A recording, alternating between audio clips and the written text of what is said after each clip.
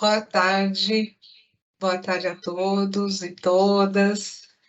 Nós estamos dando uns minutinhos a mais aí para estar recebendo as pessoas, mas em respeito a quem já está aqui, né? Já vamos iniciando, fazendo uma introdução para começar aqui os trabalhos, enquanto a gente vai recepcionando os demais convidados, tá bom?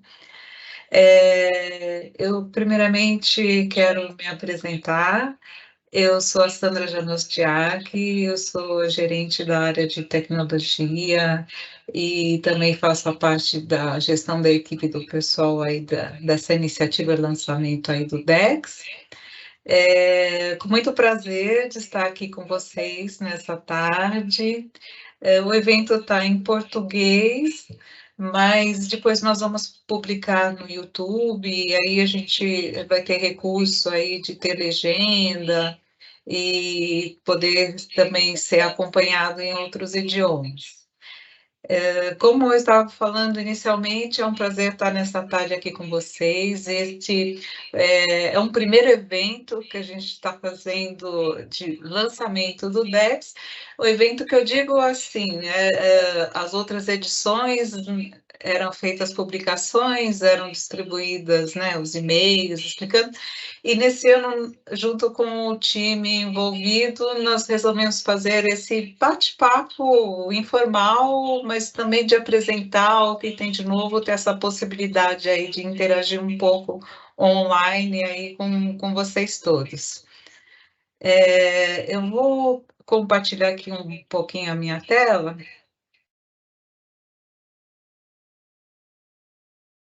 para a gente fazer as apresentações iniciais.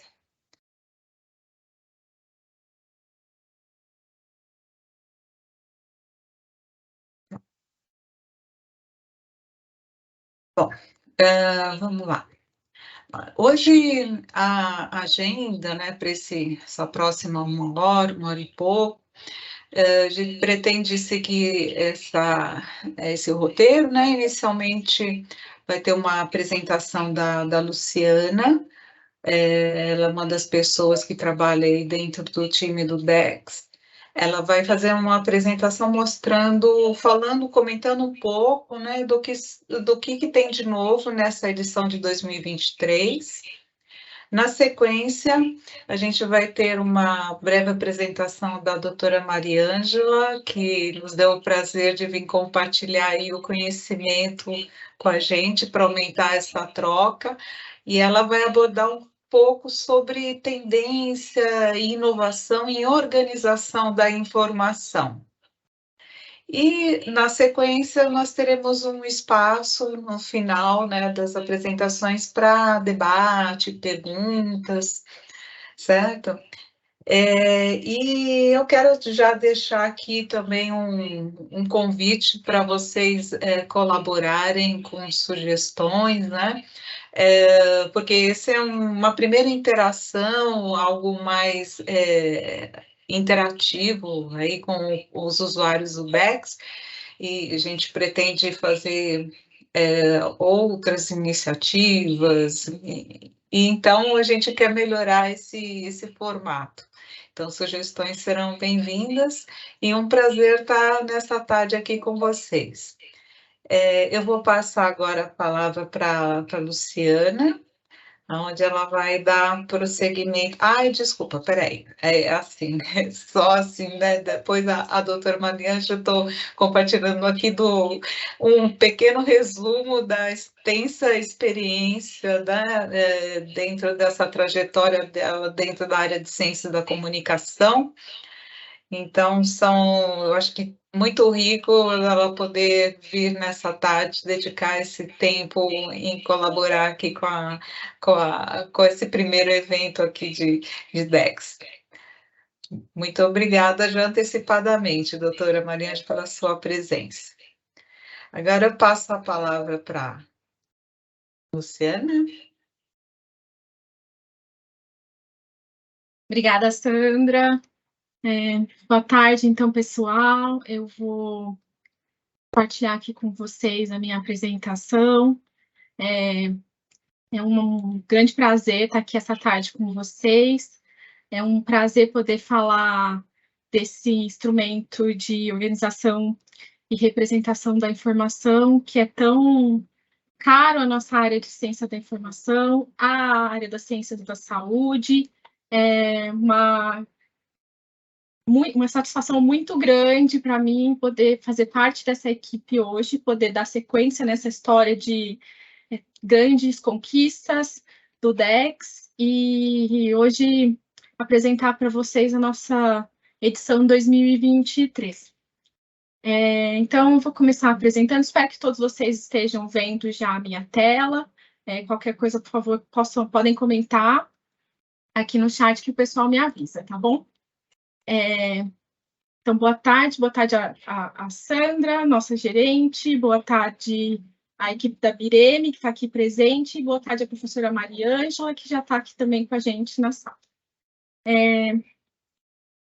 Então, esse ano nós estamos apresentando a edição 2023 do DEX, que trago para vocês uma pequena introdução. Eu acredito que todo mundo que está aqui hoje já tem isso de cor e salteado na cabeça, né? Nós conhecemos os descritores em ciências da saúde, que é um instrumento desenvolvido para apoiar a indexação na LILACS e nas demais bases da BVS, atende à metodologia de indexação LILACS.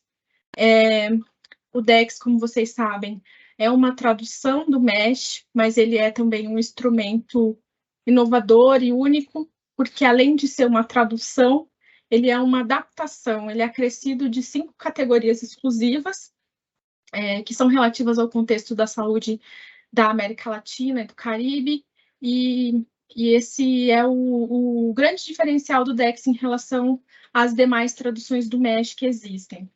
A primeira edição do DEX aconteceu em 1986, com a publicação dos descritores da área de ciências da saúde, especificamente de saúde pública, e desde o ano de 1999 o DEX está disponível online, né?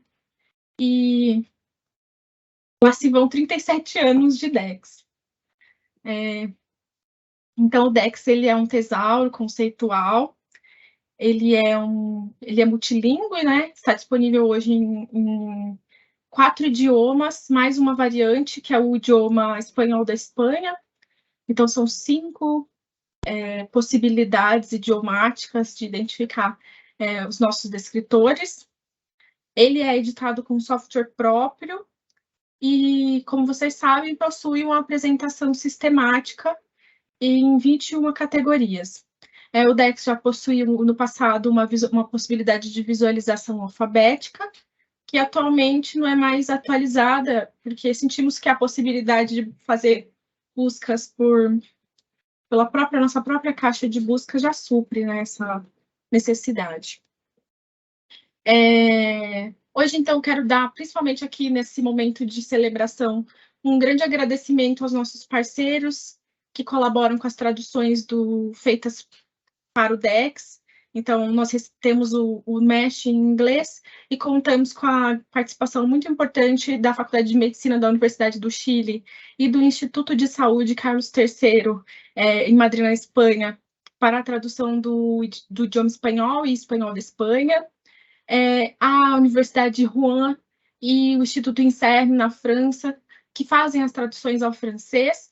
Então, hoje eu queria realmente parabenizar essas 4 equipes muito importantes para nós, agradecer a colaboração de vocês mais um ano e muitas graças, muitíssimas graças, salut, merci a vocês, nossa equipe, que eu sei que tem algumas pessoas aqui representando essas equipes. Então, muito obrigada. Então, essa edição do DEX, ela continua contando, então, com 16 categorias MESH, 5 categorias exclusivas do DEX.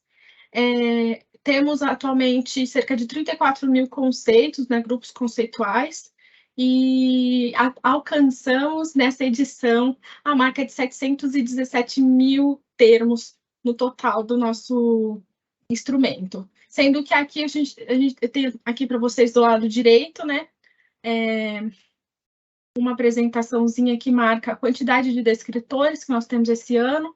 Então, são 34.387 descritores do inglês, no espanhol e no português. Em francês, nós temos uma quantidade um pouco menor, mas que tem crescido significativamente todos os anos, né?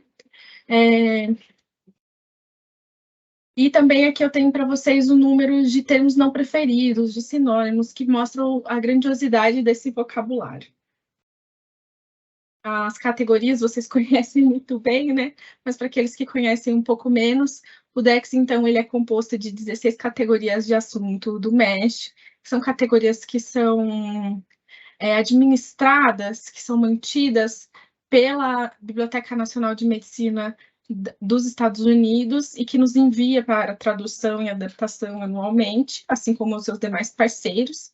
E, além dessas 16 categorias, que são de responsabilidade do MESH, nós temos as nossas 5 categorias exclusivas, que são pensadas e desenhadas realmente para representar o contexto da ciência em saúde, da ciência produzida na área da saúde, nesses tantos países que compõem a América Latina e o Caribe.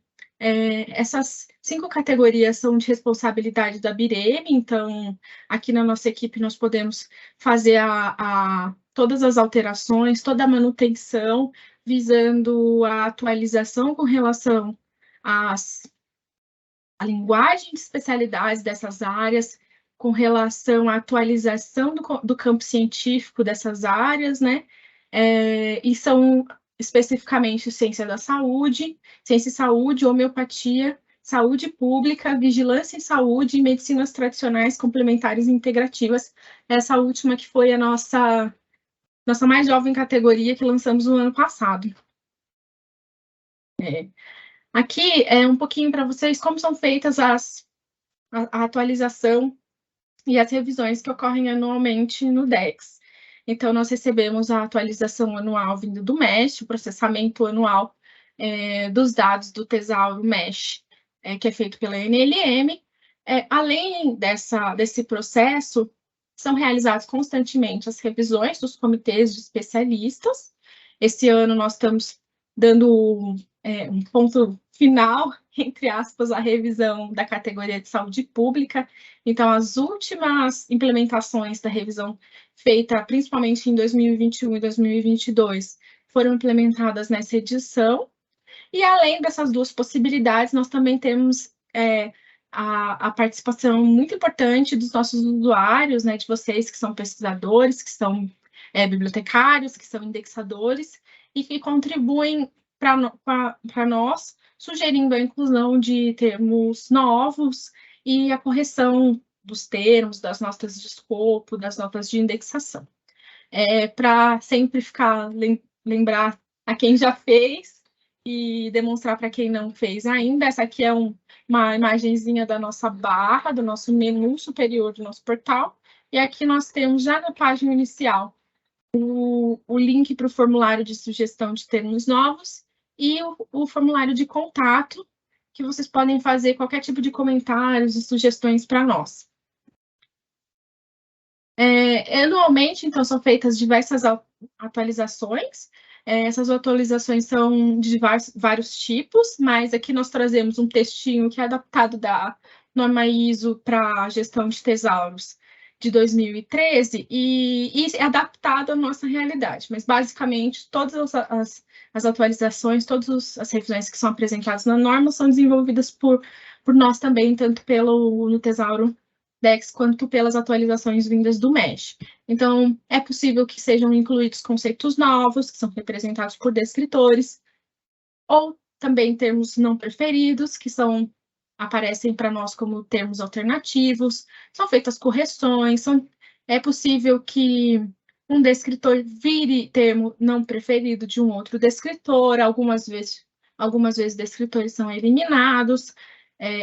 Essa mudança de status entre descritor e termos não preferidos sempre é possível, então, muitas vezes, identificamos que uma tradução ela não é necessariamente a mais adequada, a forma como os pesquisadores melhor se referem a um dado conceito, então é possível sempre fazer essa mudança de status, a inclusão de notas de escopo, a inclusão de notas de indexação, a alteração dessas notas, a fusão de dois conceitos em um, ou mesmo a separação de um conceito em dois, e diversas alterações da estrutura hierárquica.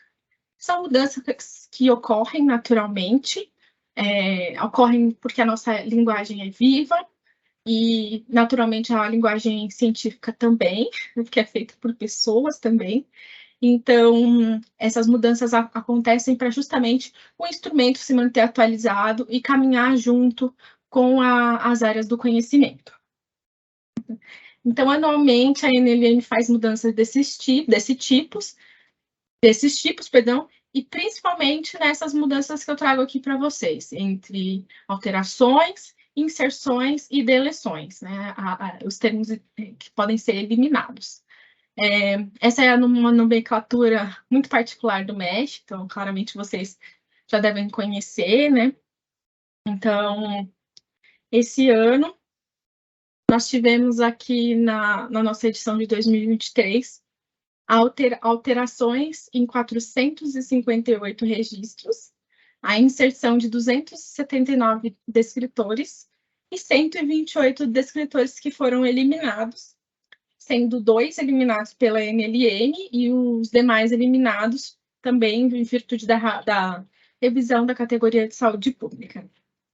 Dentro dessas alterações, foram acrescentados 939 sinônimos só nessa edição, e sendo que 299 são o que nós chamamos de PEP, que são os conceitos preferidos, né? Os termos preferidos de um conceito que não é preferido.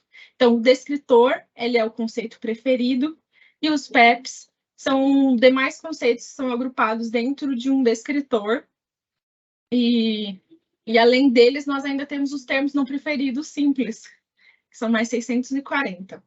Foram feitas 164 alterações em nota de escopo e 112 alterações em notas de indexação. Então, é um trabalho muito grande que se coloca anualmente para nós e que nós apresentamos com muita alegria para vocês hoje. Trazendo um pouco mais desses dados, aqui eu trouxe para vocês 2 gráficos com a variação no quantitativo de descritores por idioma do ano de 2022 para o ano de 2023. E aqui do lado direito da tela, os descritores, a alteração dos termos alternativos. É interessante observar aqui que, como eu falei para vocês, no idioma francês, nós tivemos um grande salto esse ano, com um acréscimo de 919 novos descritores, né? Muitos descritores que estavam faltando tradução ao francês, vocês vinham trazendo essa necessidade para nós, né? Nós conseguimos fazer esse esforço coletivo e acrescentar essas 919 novos descritores. Em sequência, aqui eu trago para vocês a distribuição desses novos descritores por categoria. A categoria que esse ano teve um maior acréscimo foi a categoria C, de doenças. A C, D e E têm sido categorias que têm realmente tido bastante crescimento, né? E esse ano se destacou também a categoria M, que é a de denominações de grupos, vocês que são indexadores, que utilizam o DEX também na catalogação, no cotidiano de vocês, vão perceber muitos novos descritores de grupos populacionais que foram resultado de um projeto da NLM para trazer maior representatividade com relação a esses descritores de grupos populacionais. É claro que aí a gente sabe que essas inserções são feitas considerando o contexto norte-americano, né? Nem todas elas são representativas para nós, fazem sentido para nós, mas também, à medida do possível, nós vamos fazendo essas inserções para as nossas categorias. E aqui um total de descritores por categoria. A categoria A é a categoria de anatomia, né? Categoria maior, bem maior, mas é um tesouro no mais bastante equilibrado. Esse ano nós estamos destacando para vocês alguns descritores, e especificamente aqui eu trago a contínua revisão e inserção de descritores pré-coordenados que tem sido feita, então, para substituir a coordenação de alguns descritores com descritor mais qualificador, né?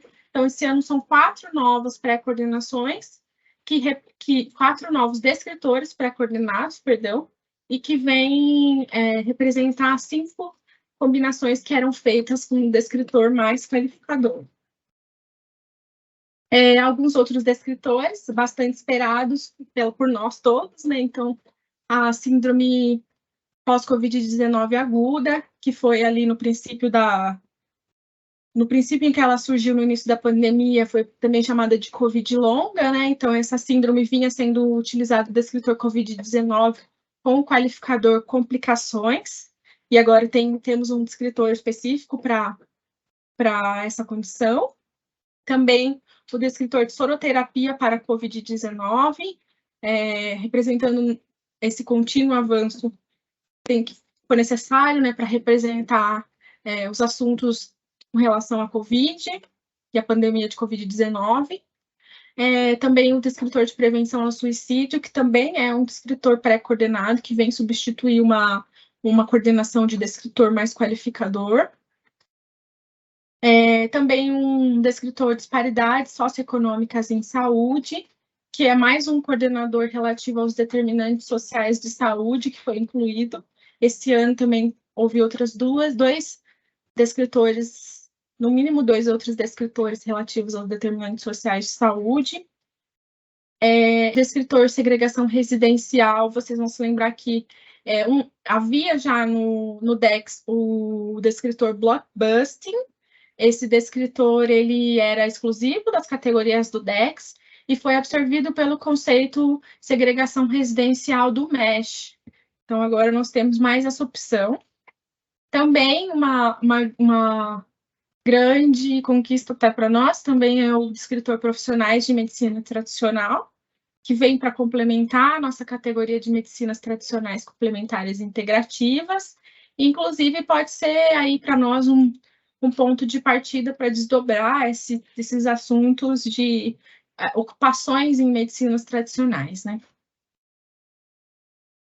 Queria comentar com vocês um pouquinho também sobre como foi a utilização do DEX nesse ano de 2022. Então, considerando apenas o ano de 2022 no nosso portal de consultas público, nós tivemos 1.741.967 usuários individuais. Esses usuários vêm, vocês, de 202 países e territórios. Então, desde aqui do Brasil, dos nossos vizinhos da América Latina e Caribe, mas também da América do Norte, dos continentes africano, asiático e europeu. Então, nós somos muito felizes hoje por entender que a ciência, não só da América do Sul e Caribe, mas a ciência do Sul global como um todo, está sendo mais visualizada e tendo mais visibilidade, graças também ao nosso trabalho. Então, um agradecimento muito grande a todos vocês, nossos usuários. Então, continuando, nós tivemos mais de 2 milhões, quase 3 milhões de sessões no nosso portal e mais de 12 milhões e 500 mil visualizações de página, né, páginas visitadas. Um agradecimento especial a cada um de vocês por nos fazer conquistar esses números expressivos. Eu queria trazer para vocês, acredito que a maioria já conheça, mas alguns dos nossos serviços complementares do DEX. Então, no nosso portal, nessa aba Desenvolvedores, vocês vão encontrar os serviços para desenvolvedores, e, em especial, nós disponibilizamos todos os dados do DEX, o vocabulário completo, em qualquer um dos nossos idiomas, com exceção do francês, que ainda não houve requisição, mas o idioma português, inglês, espanhol latino-americano e espanhol da Espanha são disponibilizados para uso, ou seja, para download em formato XML ou para consulta via APIs de acesso direto ao nosso banco de dados. Então, Caso vocês tenham interesse em incluir o nosso tesouro nos seus sistemas de gestão, nos seus sistemas de organização, caso vocês tenham interesse em incluir, por meio de uma API, nossos dados em alguma aplicação que vocês estejam desenvolvendo, esses dados são disponibilizados gratuitamente. Nós só pedimos que que o interessado se aplique para uma licença de uso, que visa a garantia dos direitos autorais. Então, é um processo necessário, mas é só realmente solicitar que nós vamos disponibilizar. E o serviço de descoberta de descritores, que é um serviço muito interessante para autores que estão procurando palavras-chave para os seus trabalhos de pesquisa, outras funções, né? O Dex Mesh Finder. Esse é um serviço em que é disponibilizado uma caixa de consulta em que o autor pode colar o seu texto e ele identifica tanto descritores como termos alternativos e qualificadores que estão presentes nesse texto. Então, aqui você tem um exemplo para vocês. Do lado esquerdo foi digitado um texto e do lado direito os descritores localizados no texto. Eu vi uma pergunta aqui rapidinha, que é se o Dex Finder está disponível. Está disponível, ele foi lançado no ano de 2021 e pode ser consultado a partir da nossa página. A guia para consulta está no menu superior. Depois, se tudo der certo, vou mostrar um pouquinho para vocês. E também um terceiro produto muito interessante é o Dex Highlights, que é um serviço também que destaca descritores que são identificados nos resumos dos artigos recuperados pela BVS. Então, uma pesquisa no portal regional da BVS, você identificou um artigo, abriu o resumo, esses termos que estão em destaque, aqui com um sublinhado azulzinho, são também descritores do Dex. Caso o pesquisador, o consulente, passe o mouse aqui e você tem acesso ao link direto para o descritor no portal do Dex. Aqui um exemplo para vocês de como fazer consulta. Eu acredito que a minha internet aqui está bem estável, então eu vou fazer um pouquinho de navegação para vocês aqui. Deixa eu só sair do compartilhamento de apresentação.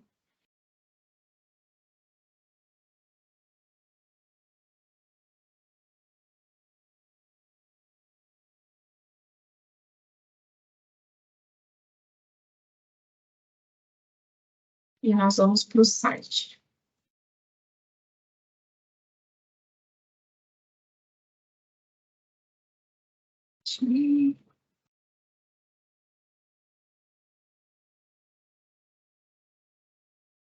Confirmam para mim, por favor, pode confirmar para mim se a tela vem na minha tela. Sim. Sim, sim? Sim. Obrigada, Sandra. Então, aqui vocês podem ver, né, a nossa página inicial. Vocês veem que nós já temos informações sobre a edição atual disponível.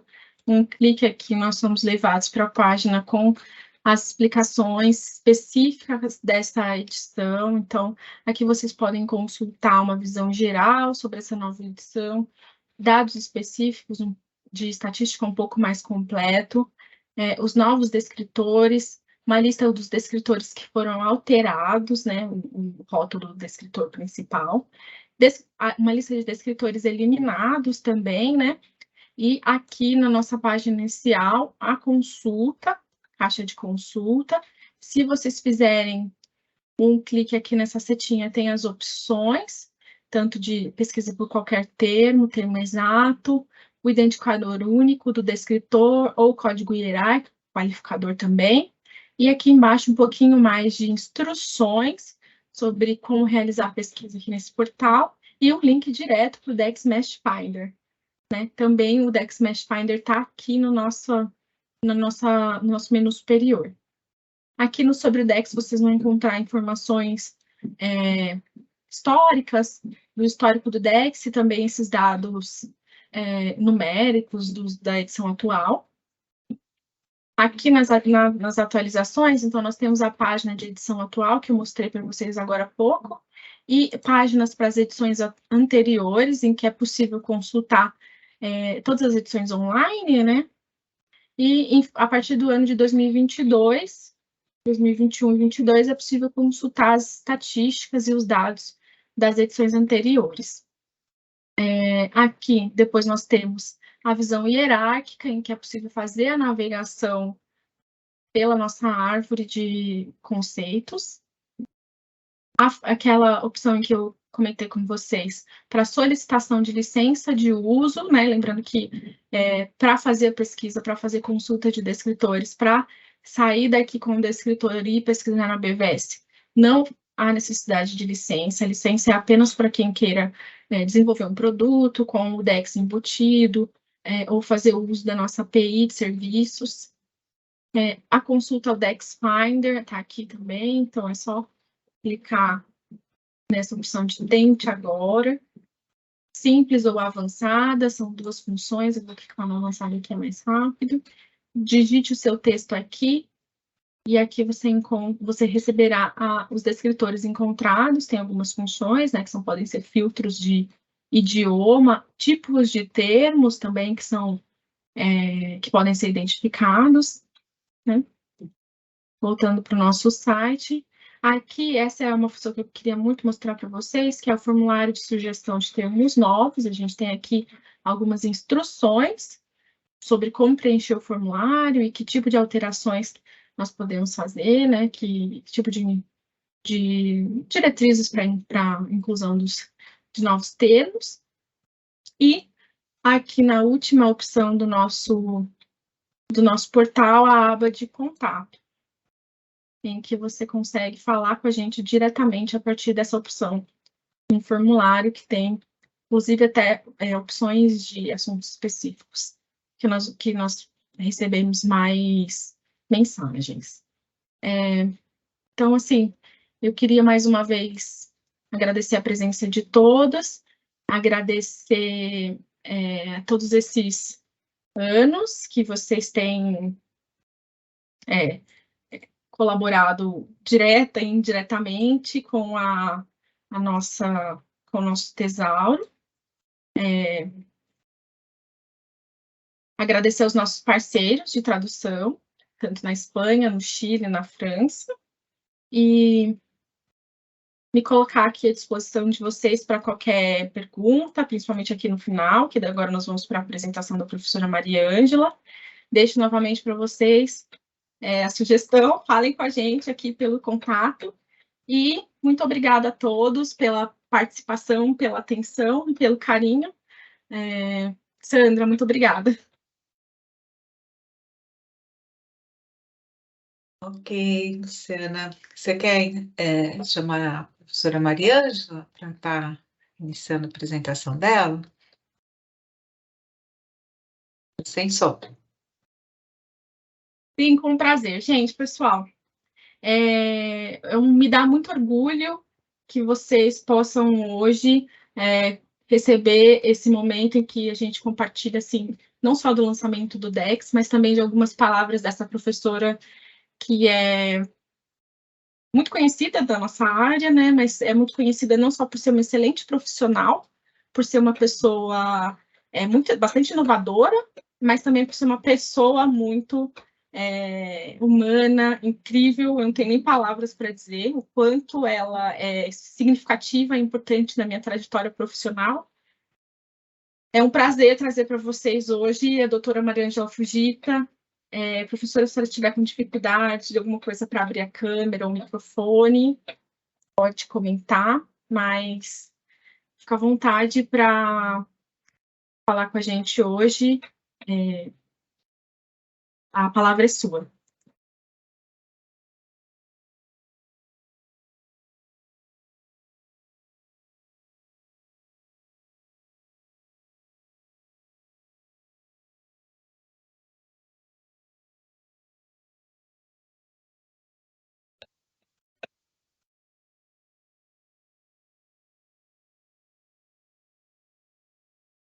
Professora, a senhora está conseguindo apresentar?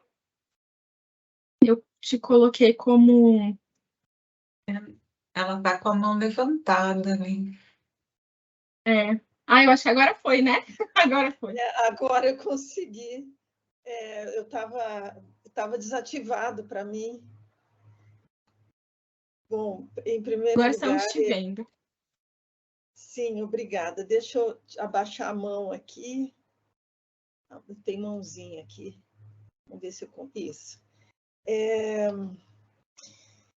Buenas tardes a toda a comunidade de Espanha e Iberoamérica e de Brasil. É placer estar aqui com vosotros e falar com todos sobre uma temática tão importante para todos nós. Vou falar em português, mas eu estou disponível para falar em portunhol, se necessário. Ok. Inicialmente, eu devo agradecer muito a esse convite, em nome da Sandra Janostiak. Eu cumprimento a todos aqui presentes, e principalmente a minha querida Luciana.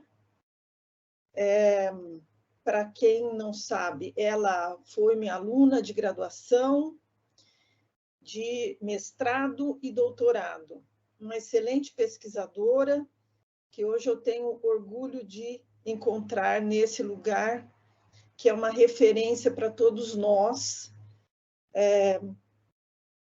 de uma forma que realmente nos ensinou muito, porque levei esse exemplo para a sala de aula durante muitos anos, né?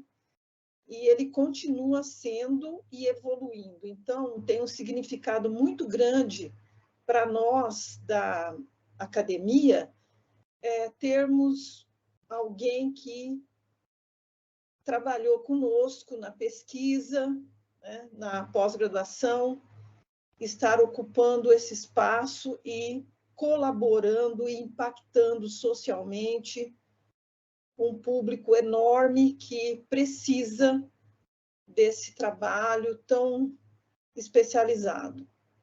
Bom, dito isso, eu agradeço a Sandra por me apresentar, e claro que eu penso que a minha palestra vai ser rápida, mas eu acho que estou aberta a manifestações e a sugestões. Eu vou compartilhar minha tela.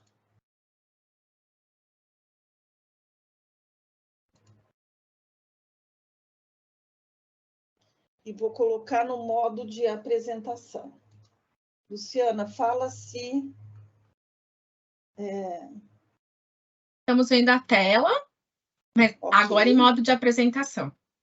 Isso. Então, eu vou começar dizendo que eu sou professora do Programa de Pós-Graduação em Ciência da Informação, da Unesp, Campus de Marília.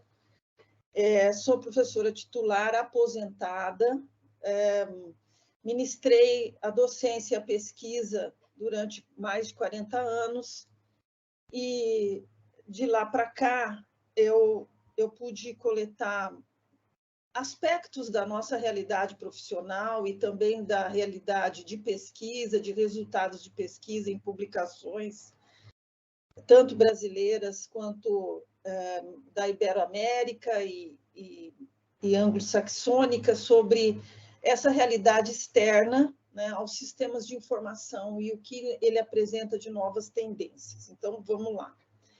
Hoje, nós temos que olhar muito esse impacto da transformação digital em sistemas de informação. Essa transformação digital, ela impactou particularmente a digitalização de conteúdos com diversidade de formatos e suportes digitais em acesso aberto. o acesso aberto veio trazer uma mudança muito grande de comportamento dos pesquisadores e dos usuários de um modo geral, e formando redes de compartilhamento de saberes e recursos, com principalmente acesso livre ao conhecimento produzido, né? Então, essa inovação, ela também produziu mudanças disruptivas na organização e na recuperação da informação no nosso fazer profissional. Essa mudança que foi acelerada, ela produziu também uma defasagem das competências que, tradicionalmente, nós, profissionais de informação, bibliotecários, enfim, catalogadores e outros profissionais de TI, precisaram ter novas competências para fazer frente a essas mudanças e acompanhar, na verdade, todo esse contexto em mudança. Também é de se observar que esse modelo de prestação de serviços tem que ser um modelo em parceria com os próprios pesquisadores, porque eles já participam, embora a gente nem sempre a gente observe isso, mas eles já participam conosco, né? Nós vamos ver aqui alguma coisa sobre isso, né? Vou falar um pouco sobre isso, mas antes vamos falar mais propriamente da organização e recuperação da informação. Há uma distinção interessante aí a ser feita com relação à recuperação da informação e à organização da informação. Aqui nós vamos trazer um teórico da nossa área, bastante profícuo nas suas publicações e nas suas propostas, que ele diz que recuperação da informação, e eu concordo com ele, é sobre fazer sistemas de informação para que nós possamos encontrar documentos ou informações. E a organização da informação, um campo que nós atuamos muito diretamente, né? Ele está preocupado com essa representação da informação, de documentos, principalmente de conteúdos, para que essa recuperação da informação em sistemas de informação possa acontecer. Esses sistemas de informação, obviamente, são fontes de conhecimento, né? Em formato de coleções documentais, impressas, digitais, e tem, assim, uma finalidade de preservação, em primeiro lugar, mas também de organização para que esses documentos possam ser recuperados, ou no conjunto, ou individualmente, né? Num sistema de estratégia de busca de informação, que a gente chama mais agora como sistemas de navegação, desses metabuscadores e de nossos sistemas de informação. Nós temos aqui, claramente, vários sistemas de informação muito conhecidos, né? Grandes sistemas de informação atuais. E cada um deles pode ter diferentes tipos documentais, né? Alguns são só de teses, outros são de periódicos, outros são de livros, por exemplo, ou de livros periódicos e teses, né? Também nós temos agora os repositórios institucionais, que não deixam de ser sistemas de informação, mas eles são construídos com outros softwares, sobre outros critérios, e nós vamos ver que existem diferenças agora nesses sistemas de informação. Essas diferenças que existem de sistemas de acesso aberto, ou com publicações de acesso aberto, elas influenciam e elas estão produzindo claramente essas mudanças disruptivas e mudando as nossas competências também. Vamos ver, então, por que isso está acontecendo, né? Então, hoje, nós temos sistemas de informação cujas características advêm, principalmente, do modo como eles são alimentados. Uma palavra, assim, metafórica, né? mas como que nós incluímos informações nesses sistemas? Como essas informações, esses documentos chegam e são colocados? Quem coloca? Então, vamos observar. Nós temos 3 categorias aqui que a gente pode observar na literatura, né? E, de um modo geral, até por análise exploratória, que nós já fizemos em pesquisas, várias pesquisas, e nós pudemos classificar em depósitos mediados, autoarquivamento e povoamento automático. Alguns deles têm as 3 possibilidades, tá? As 3 modalidades, melhor dizendo. Então, no depósito mediado, observem que existem critérios de seletividade, existe a mediação do indexador profissional. Esse indexador profissional, ele segue uma política de indexação do sistema de informação. Existe uma proposta na política de indexação de controle de vocabulário, tanto na representação quanto na recuperação da informação, e o uso de um vocabulário controlado. Além disso, uma padronização de metadados, muito importante, que é seguida. Mas, quando você tem um sistema de informação que permite autoarquivamento feito pelo autor, né, o autor da publicação, esse autor, ele vira um indexador, porque ele é o especialista do domínio, ele vai usar palavras-chave da linguagem natural, né, da área de especialidade dele, sem ou com mediação do indexador profissional, política de indexação, controle de vocabulário, uso de vocabulário controlado. Por que eu falo sem ou com? Porque tem sistemas de informação que têm tutoriais de orientação para esse autoarquivamento, para atribuição de palavras-chave, que orientam para que esse indexador autor ele faça a atribuição de palavras-chave com uso de vocabulário, faz uma pequena orientação, né, e mostra o vocabulário controlado para consulta.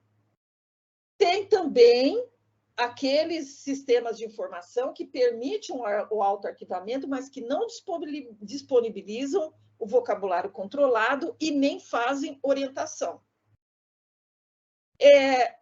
Também é importante observar que esse autor especialista do domínio, ele pode até preencher o metadados de assunto com palavras-chave que ele julga que sejam novas, palavras-chave que não existem ou ele não pode julgar que não exista nesse vocabulário controlado, e que ele coloca ali, é permitido. Além disso, tem sistemas de informação que vão fazer uma mediação desse autoarquivamento. O que significa isso? O indexador profissional, ele verifica todos os autoarquivamentos de todos os dias, e ele vai lá e avalia as palavras-chave e os termos e faz um controle de vocabulário. Também existe isso. Além disso, a terceira modalidade é o povoamento automático. Como se faz isso? É possível um sistema de informação criar uma integração com outros sistemas ou para outros sistemas. Então, essa interoperabilidade tecnológica vai funcionar se existirem metadados que são padronizados de acordo com as ISOs, uma ISO que é específica para isso, ou que padronizada de acordo com uma regulamentação de vários sistemas de informação que utilizam o mesmo metadado, né, para fazer e possibilitar uma interoperabilidade tecnológica com outros sistemas de informação, sem que seja necessário uma padronização ou controle de vocabulário. Depois que isso é feito, o povoamento automático, você pode fazer uma mediação com um indexador profissional que vai lá e resolve problemas, por exemplo, de metadados de autor, né? Metadados de assunto, mas isso pode ser feito também automaticamente com programas, com aplicativos que podem utilizar bases adicionais, né, de registros, que nós chamamos os registros de autoridade de autor, se isso existir, né, e registros de autoridade de assunto, que possam ser também exportados pelo sistema de informação. Isso faz uma enorme diferença no que nós vamos conversar daqui para frente, né? E isso passa a existir. Já existe, aliás, né? Então, nós vamos ver aqui que existem sistemas de informação com requisitos operacionais e procedimentais para que tudo aquilo aconteça nessas diferentes modalidades, né? Então, quais são os requisitos operacionais? O sistema de informação que possui um software próprio ou um software comum a outros sistemas de informação. Por exemplo, vou citar um exemplo. Muitos repositórios, a maioria deles, utilizam o DSpace. Então, é um software compartilhado com as mesmas situações que precisam ser resolvidas e tal. E, por exemplo, comissões documentais. Também um requisito importante é o formato de metadados, né? O mecanismo de busca, fundamental, o vocabulário controlado acessível para o autor indexador, para o indexador profissional e para o usuário que vai navegar na interface de busca. A BIREME, com o DEX, fazia isso muito antes desses sistemas existirem. Ou seja, disponibilizava a linguagem DEX para que a gente pudesse fazer a busca, né? E isso fez uma enorme diferença, faz uma enorme diferença. Por quê? É uma mesma linguagem, o mesmo controle de vocabulário utilizado tanto pelo autor, pelo usuário, quanto pelo indexador. Notem que aí existe uma compatibilização de vocabulário no momento da representação e no momento da recuperação. Parece simples, mas isso não é feito pela maioria dos sistemas de informação que a gente analisa. Então, vejam que qual é a importância do DEX e dessas bases de dados que a BIREME disponibiliza. Realmente é de uma qualidade muito grande. Por isso que eu falei que eu sempre citei o sistema da BIREME, do DEX, as bases de dados, como a referência principal que nós temos para dar como exemplo de organização da informação. Nos requisitos procedimentais, é preciso sempre ter a padronização na descrição e na representação. Se não existe, então vamos fazer a mediação, como eu já disse lá para vocês. O depósito mediado e a mediação no povoamento automático. Então, nós vamos ter aí dados descritivos, mais autor, mais assunto, mais localização. A localização hoje é muito importante, né? para ligar os dados, ou como chamamos de linked data. Então, o controle de vocabulário padronizado que já é oferecido pelo sistema, né? Então, nós podemos dizer que o processo de representação começa com o profissional da informação, responsável por projetar, implementar e manter o sistema de representação e recuperação da informação. Ele é um intermediário, ele fica no backstage, internamente, mas ele é essencial para que esse processo de recuperação se realize quando o usuário faz a busca e recebe qualquer resultado recuperado. Funciona dessa forma, né? Como está aqui desenhado nessa imagem que vocês estão vendo, nessa proposta aqui do professor Isidoro Gil Leiva. Então, nós temos aqui o autor do documento,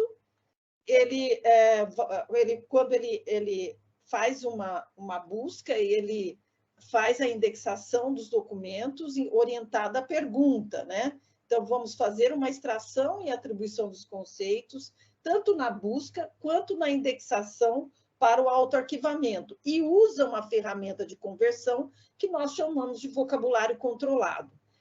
O usuário aqui, né, ele faz a interrogação para o sistema de informação, também utilizando primeiro a ferramenta de conversão que está disponível para ele, e faz a indexação das perguntas orientada ao documento. Aqui, o autor do documento pode ser o indexador, mas também o profissional da informação. Deixa eu avançar rapidinho. Aqui nós temos os processos e operações da representação, tanto para descritiva quanto para temática.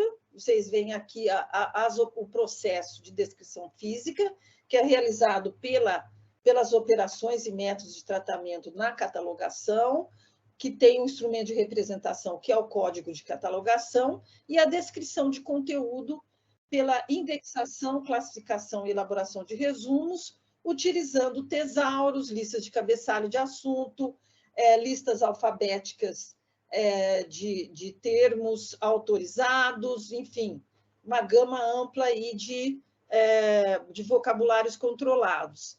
E a classificação, hoje muito importante, né, para a organização, a taxonomia, o sistema de classificação. É muito importante frisar que o DEX ele possui uma taxonomia muito importante. A Luciana citou aí todas as categorias, né? E as categorias, principalmente as categorias que foram criadas para representação de todo esse conhecimento produzido no âmbito da América Latina e Caribe, né? E isso é muito significativo por uma questão de garantia cultural que nós prezamos bastante, né? Então, essa possibilidade de termos novos é essencial. E, então, nós temos algumas tendências atuais por conta do acesso aberto, né? Então, por isso que hoje nós ouvimos falar de muitas coisas que vão surgindo por conta desse acesso aberto, das redes sociais. Então, hoje nós podemos falar que existem indexação com diversos atores e máquinas, inclusive, né? Não podemos deixar de falar da máquina. Ela é um indexador também, né? E essa indexação pode ser feita livre ou controlada, manual automática, ambientes de hiperestrutura na web e marcação social. Aí nós vamos observar que tem documentos que todos já nascem nativos digitais, que inclusive já vêm com hiperestrutura, ou que nós chamamos de linguagem de marcação, XML ou HTML, que vai ajudar na indexação automática. Tá?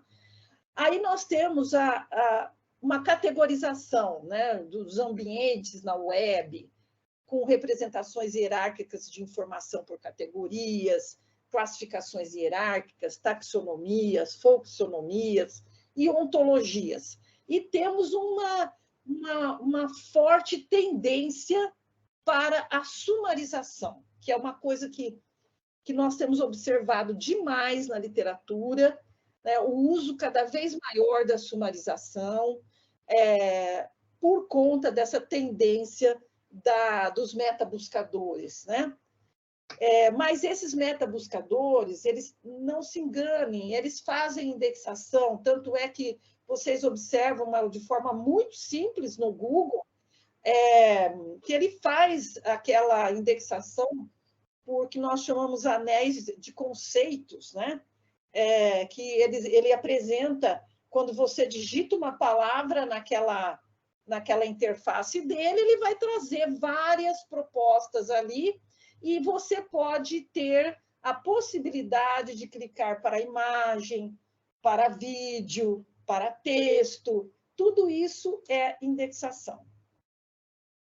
Bom, tem outros métodos, como, por exemplo, as citações. Então, nós temos lá a Web of Science, que trabalha com isso, a Scopus, com o SiteScore, né?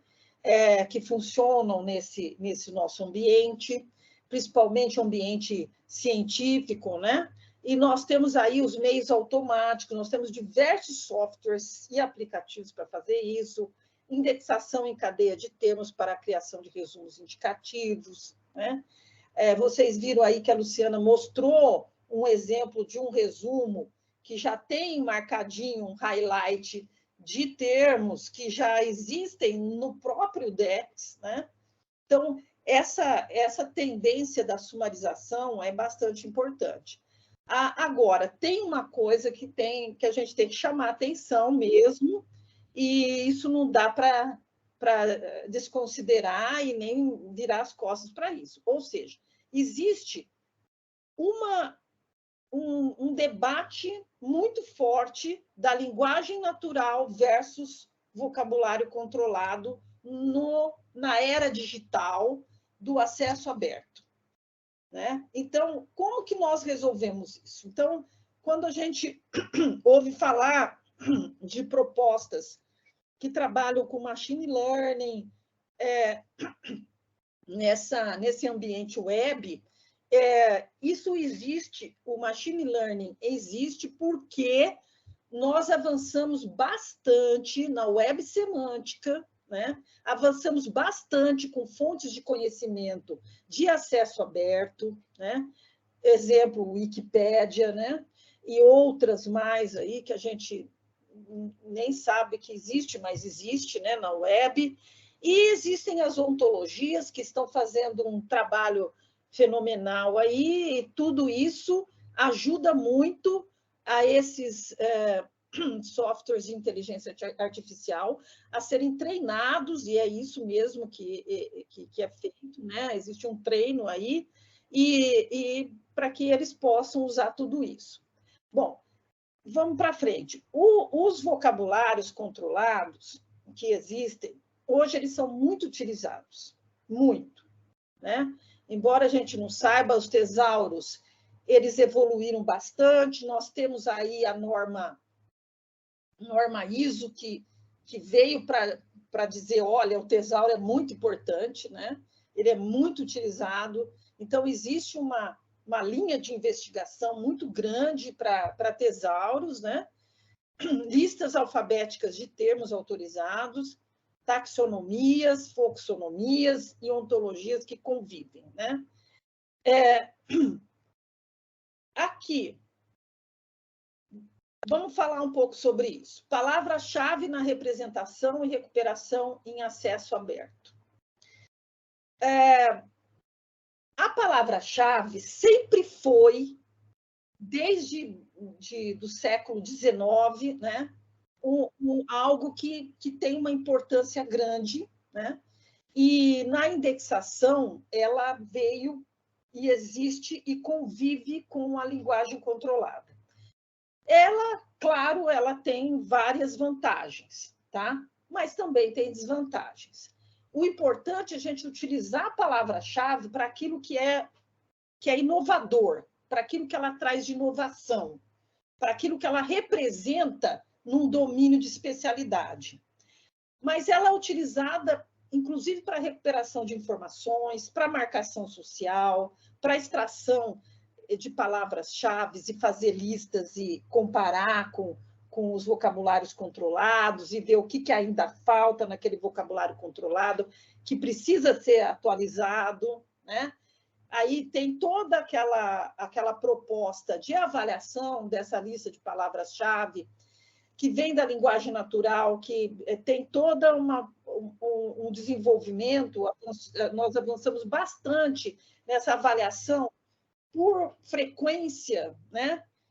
Não só frequência, mas por localização na estrutura, se ela apareceu no título, no resumo, na palavra-chave, na introdução, né? Significativamente, nós temos aí alguns algoritmos que podem fazer isso tranquilamente para a gente.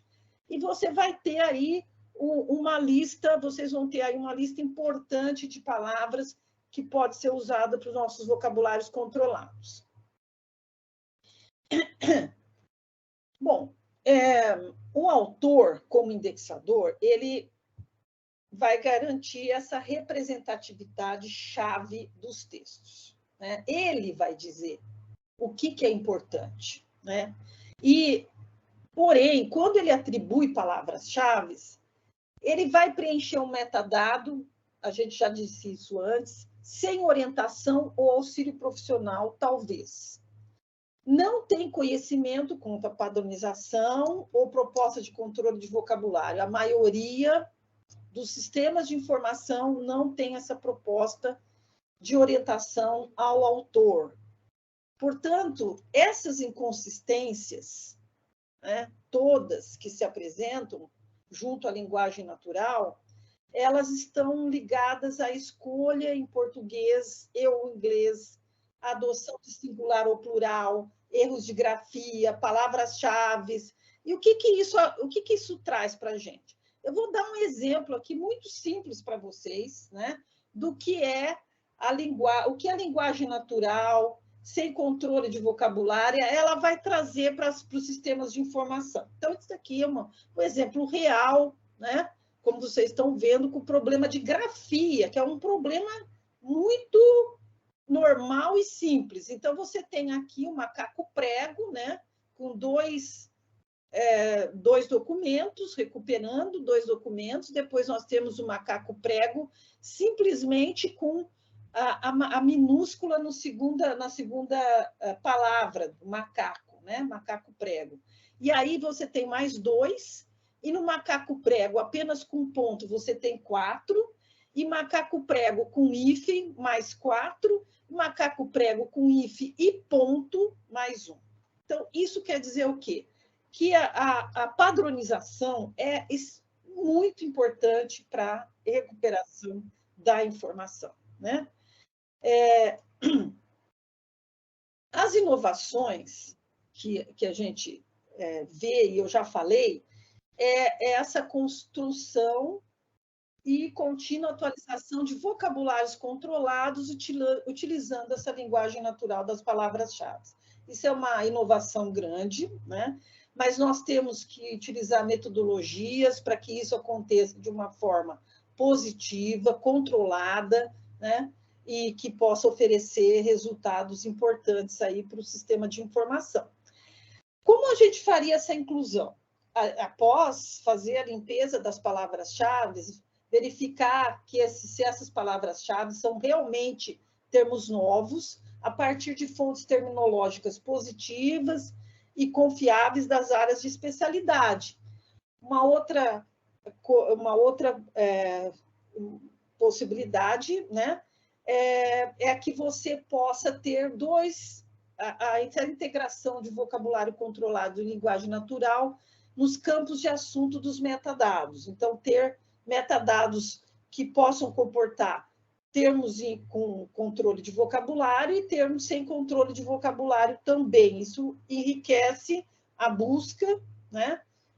Enriquece também a recuperação da informação. Sobre o controle de vocabulário em listas de palavras-chave, eu tenho apenas uma ressalva a fazer, que é sempre manter limpa, quando eu falo limpa, entre aspas, né? Cuidar dessa lista de palavras-chave em ordem alfabética, que não tenha aqueles problemas de grafia que eu já mostrei naquele exemplo, que tenha um mínimo de controle de singular e plural, tudo isso tem que se ter um cuidado. E quais seriam, então, os fatores? Existem muitos fatores que motivam a automatização da indexação. Primeiro, o incremento crescente de publicações de documentos digitais, que eu já falei lá no início, linguagens documentárias em formato digital, necessidade de realizar essa indexação de forma ágil e, finalizando, a aplicação crescente das tecnologias de informação. Eu acho que eu estou com o tempo muito reduzido, eu não quero me alongar, então eu vou pular alguns slides, se me permitem, tá? Eu quero mostrar aqui que o Tesauro ele é um sistema de organização do conhecimento que se inclui nessa categoria de modelos de relacionamento, porque ele tem relações entre termos, tanto hierárquicas quanto associativas ou de equivalência que se faz entre termos preferenciais e não preferenciais, né? E eu vi que aí o DEX ele tem um percentual bem grande de termos que são não preferenciais, e isso é muito importante, porque são possibilidades que se abrem de acesso para os usuários, né? Então, avaliando o DEX, a gente avalia também essa questão dos termos não preferidos, né? Que abrem acesso de busca de diferentes formas. E aqui eu queria falar um pouco, porque esse livro aqui é o resultado de uma pesquisa que nós desenvolvemos e que produzimos o Tesauro Unesp, né, a partir de fontes positivas, né? E o que eu estou querendo dizer é que é importante utilizar a interoperabilidade entre vocabulários controlados. Isso é muito possível, né? Eu vou falar rapidamente dessa experiência. A Luciana trabalhou comigo nessa experiência de modo muito ativo. Ela sabe como isso é realizado. Os catalogadores da Rede Unesp, Rede Bibliotecas Unesp, trabalharam intensamente, ainda tem uma participação ativa nisso, porque tem a comissão permanente do Tesauro Unesp, né?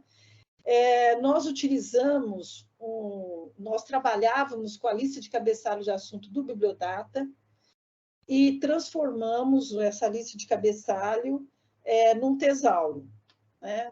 Que mais dinâmico e com mais possibilidade de incluir termos novos. Utilizamos como fontes positivas o DEX, o MESH, a LC e a terminologia da Biblioteca Nacional. Então, nós usamos 4 fontes positivas para o desenvolvimento do Tesauro Unesp, né? E isso foi bastante importante, porque havia condição de fazer isso. Porém, como não existia interoperabilidade entre esses vocabulários, né, nós tivemos que fazer registros de autoridades individualmente, né, e esse trabalho continua sendo feito, né? Então, essa apresentação da Luciana me deixou muito contente, porque o DEX é disponível, né? É possível você ter esse vocabulário do DEX. Então, isso é um enorme avanço para a área, né? Vamos dizer assim. isso tem que continuar, é importante que continue. Bom, eu tenho algumas recomendações muito breves, né? E eu começo dizendo o seguinte: o DEX e a BIREME, eles fazem a representação do domínio especializado do conhecimento em saúde produzido no Brasil, na América Latina e no Caribe. Isso tem uma importância muito grande para a identidade da ciência brasileira em saúde, da América Latina e do Caribe. Isso que nós chamamos de garantia cultural. E é preciso continuar com isso, porque é isso que vai mostrar, esse vocabulário, ele vai representar não só os conteúdos documentários, mas vai representar toda a ciência produzida nos países da Iberoamérica, do Brasil, Latinoamérica e Caribe. Então, é preciso continuar avaliando essa representação e recuperação da informação de modo contínuo, atualizando continuamente o vocabulário controlado, com novos termos, e eu recomendo que também vocês façam uma atualização com base em resultados da indexação por extração, né, e das expressões de busca na interface, né, isso é riquíssimo, tá? Nós já trabalhamos com isso e realmente dá para fazer.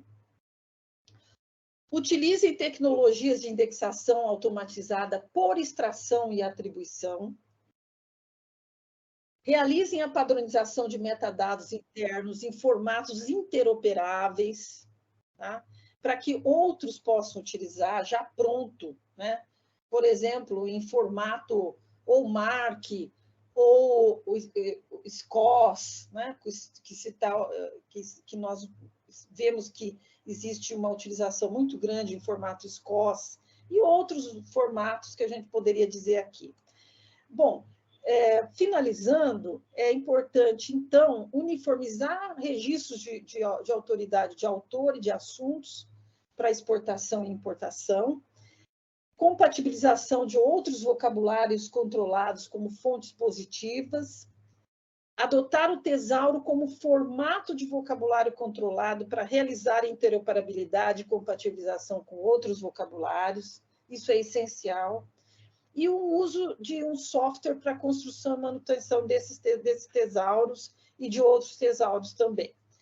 Bom, eu finalizo agradecendo a assistência de vocês, a participação, deixo aqui minhas referências, vou passar para a Luciana, para a Sandra, a minha apresentação.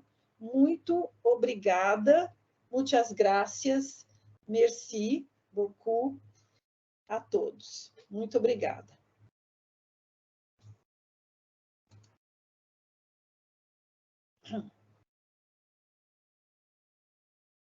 Obrigada, doutora Mariângela, foi um prazer ouvi-la, compartilhar esse conhecimento nessa tarde. Eu acho que merece um outro evento mais amplo, mais detalhado, né? Onde a gente vai poder estar discutindo isso daí, quem sabe uma próxima oportunidade para a gente poder explorar mais esse assunto, né, tão bacana. Bom, Luciana, eu acho que agora a gente passa, né, para a fase, lá para a etapa de perguntas, considerações, dúvidas. Então, por favor, quem tiver alguma pergunta, pode levantar a mão, escrever no chat, que a gente vai tentar aí mais esses minutos finais aí poder responder a maioria das questões.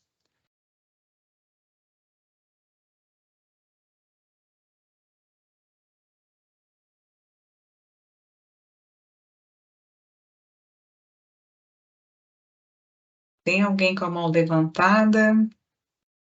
Tem a Silvia e tem a... Eu vou abrir o microfone aqui para a doutora Silvia. Obrigada, Beth. Doutora Silvia, você está com o microfone à disposição. Isso. Agora tá. Então, muito obrigada.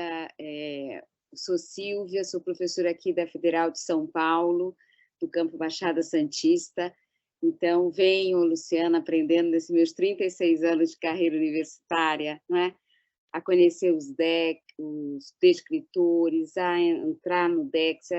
A forma como você apresentou a plataforma mostra teu encantamento, né? Então, a gente fica com vontade de entrar junto contigo e de achar tão maravilhoso, e você convence, né? Na verdade, quando eu recebi o convite no grupo do WhatsApp, a gente está com uma grande área no ensino na saúde, que é a questão da educação interprofissional. A gente vem colocando esse termo para ele ser introduzido, né? A gente está com algumas dificuldades, por exemplo, nos estudos de revisão sistemáticas, por não termos este descritor, e eu queria te ouvir um pouco. Será que a gente está solicitando pelo canal errado? Não é? Fui lá na saúde coletiva, então queria te ouvir. Agradeço muito essa docente, como orientadora, a importância desse tema, provavelmente nossos estudantes, nossas estudantes também não perceberão. Então, é um momento muito significativo. Muito obrigada por organizarem esse momento.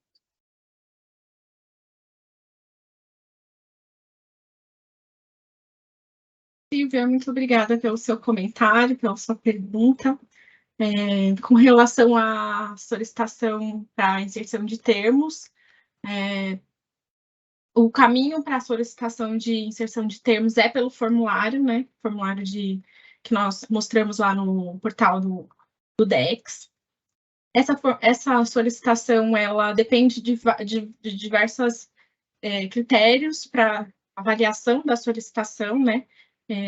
Nem sempre a gente pode inserir um termo quando é feita a solicitação, especialmente se no âmbito do conceito apresentado for parte do âmbito do MESH, porque, como eu falei na minha apresentação, o MESH ele é gerido e de responsabilidade da Biblioteca Nacional do Congresso, perdão, da Biblioteca Nacional de Medicina dos Estados Unidos.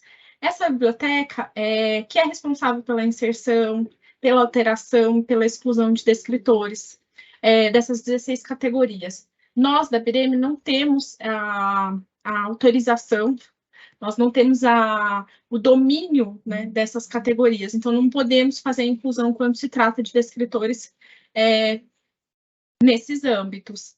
O que acontece também é que é importante considerar que muitas vezes não é a existência do descritor no DEX que vai fazer com que esses documentos sejam recuperados, né? É preciso que exista uma publicação, existam publicações, né, um universo de publicações sobre esse determinado assunto para que ele seja recuperado.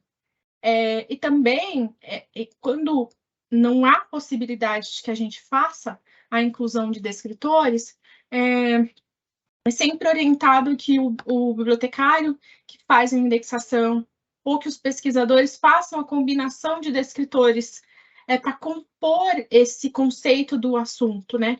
Muitas vezes o assunto que é representado pode ser representado com uma combinação de descritores, porque o importante não é a palavra-chave em si, né? Mas o conceito que vai ser representado e que haja recuperação de documentos. Hoje, a pessoa responsável por essa análise dos formulários de sugestão de termos é a Ana Cristina. Eu imagino que, eventualmente, o seu formulário, se você mandou por lá, ou se mandou pelo contato do DEX, vai ser apreciado e, se for possível, com certeza nós teremos satisfação em incluir esses descritores no DEX. O crescimento do DEX para nós é muito importante. Se não for possível a inclusão do descritor, que pelo menos a inclusão desse termo como um termo não preferido seja feita para que vocês consigam recuperar documentos com temas próximos ao que você está propondo, Silvia. Espero que tenha respondido de alguma forma. Se a Ana Cristina quiser fazer algum comentário também, alguém quiser fazer um comentário, fica à disposição. Obrigada. Nós temos também a mão da Verônica levantada e da biblioteca do CRP. Então, a Verônica está em primeiro lugar, depois a biblioteca. Eu libero o microfone. Oi, vocês me escutam? Boa tarde, eu estou Sim, Verônica. Sim, pode falar. Não sei porquê, mas não importa. Queria primeiro parabenizar pelo grande trabalho, excelente trabalho que vem sendo realizado há anos, há mais de 30 anos, com o DEX, né? E principalmente agora, nessa sessão de hoje, pela professora Maria Ângela, um prazer estar aqui com a senhora acompanhando, que bom, quanto tempo. Muito obrigada por por estar aqui compartilhando esse momento com a gente, Luciana, Ana Cristina, também parabéns. Não é uma pergunta, é só um comentário. A gente vem trabalhando há muitos anos na área, né, de saúde, a Bireme, desde quando a Bireme existe, que sempre trabalhou em rede, então é uma rede de informação da América Latina e do Caribe, que há mais de 57 anos, uma rede tão longínqua no mundo de hoje. A gente sabe quantas redes de informação nasceram e morreram, certamente a Maria Ângela sabe desse tema, conhece, tem, né, porque já está há mais tempo de atuação na área, mas é muito comum o trabalho em rede nascer, enfim, morrer precocemente. E nós temos uma rede tão longínqua. E uma vez me perguntaram qual a razão, né? Qual considera o êxito, né? O segredo do sucesso, vamos dizer assim. E um dos pontos que representa o segredo do sucesso e dessa rede tão forte e tão longínqua é exatamente ter um vocabulário controlado, ter um tesauro, ter uma forma de organizar a informação com essa rica estrutura tão sólida, tão completa e sempre em evolução. Então, acho que o DEX ele é, de fato, um elemento, foi e vai ser, e vai continuar sendo, essencial para fortalecer o trabalho da rede, que tem um propósito, que é, enfim, organizar, fazer acessível essa informação e conhecida a informação que representa muito, não só da cultura da América Latina, como disse muito bem a Maria Ângela, mas toda a nossa história, a nossa produção científica, a nossa ciência. Isso é muito, muito relevante. E aí, aproveitando já a carona, já que eu estou com a voz, queria convidar a todos para a celebração do aniversário de 25 anos da Biblioteca Virtual em Saúde, uma atividade similar como essa, a gente vai fazer no dia 4 de abril. Aproveito para falar também em espanhol para os amigos que estão aqui de la red, uma invitação que queremos ver todos juntos reunidos em uma celebração de aniversário 25 anos da Biblioteca Virtual em Saúde, o próximo dia 4, y seguramente DEX es un invitado especial en toda la red para ser parte de esta celebración. Muchas gracias y espero a todos el 4 de abril. Gracias. Luciana, nós temos agora a biblioteca, CRP, pode abrir o microfone, depois temos o João Paulo e o Leonardo, tá bom? Na sequência. E depois tem algumas perguntas no chat que a Ana Cristina vai também colocar para você. Boa tarde a todas e todos. Estão conseguindo me ouvir? Sim, pode falar. Sim. Só não sabemos o seu nome, que está escrito biblioteca. Fala Rosaline, sou bibliotecária do Conselho Regional de Psicologia da Bahia. É mais um comentário, né? Porque, assim, em 2022, eu fiz algumas sugestões para o DEX, né, utilizando o formulário, e, assim, esse formulário é bem completo, então a gente tem que fazer toda uma pesquisa, fazer o levantamento, né, dos materiais, né, dos artigos onde aparece esse termo, então esse formulário é bastante completo. Então, eu cheguei a fazer 10 sugestões de termos ao longo de 2022, e eu falo assim, ao longo de 10 sugestões de termos, porque assim, eu fui mandando um e-mail, mas quando chegou em dezembro,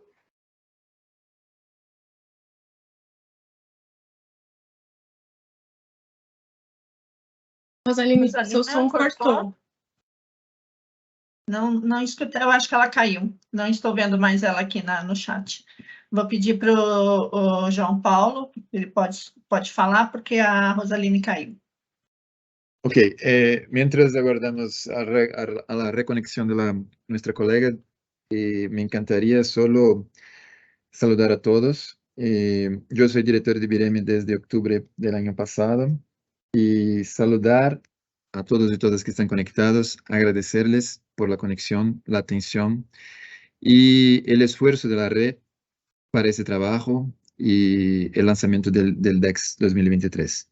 Es seguramente un trabajo de mucha gente, pero también de la equipo desde BIREMI, y entonces por eso es siempre bueno celebrar estos avances. Y seguimos, ¿no? con DEX, con los retos, los desafíos que tenemos para su constante desarrollo, y más que nada agradecerles y felicitarlos. Gracias. Obrigada, João. A Rosalina entrou e caiu novamente, então seguimos agora com o Leonardo. A Rosalina está. Pode falar, Rosaline.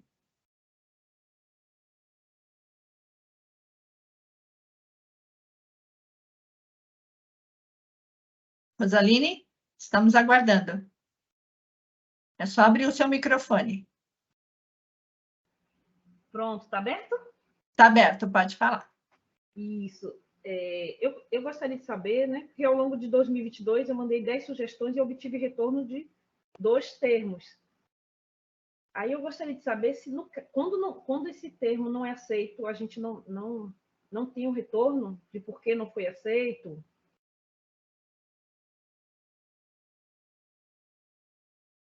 Oi, boa tarde, Rosaline. Eu sou Ana Cristina, sou integrante do DEX também, e eu gostaria de agradecer muito pela sua documentação, foi uma documentação muito bem escrita, e informar que nós não temos o costume de responder quando alguma sugestão não é aceita, né? Acaba não entrando no vocabulário.